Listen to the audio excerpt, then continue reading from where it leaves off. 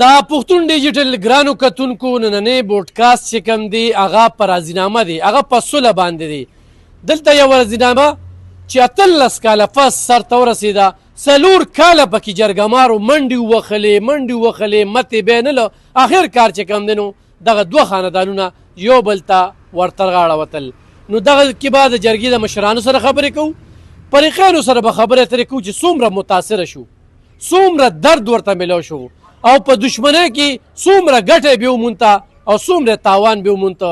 نو دا فریقین چې کوم دي، فریق اول دی کې مصباح الله دی او بعد هغه والد صاحب چې کوم دی نو قنغان الدین دی او دغه شانتې عرفان الله دی. دغه شانتې فریق دویم چې کوم دی نو هغه سلمان دی، ولی جان رحمان دی او دی کې د جرګې مشران یقینا د ستایلو دی.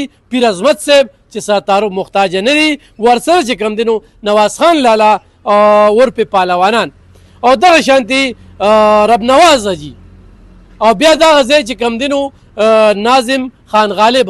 ګرانو کتونکو دا جرګه چې کومه ده نو دا د مردانو د 400 ترمنځ چې کوم دی د دغه جرګمارو په کوششونو سره سرته ورسېدله.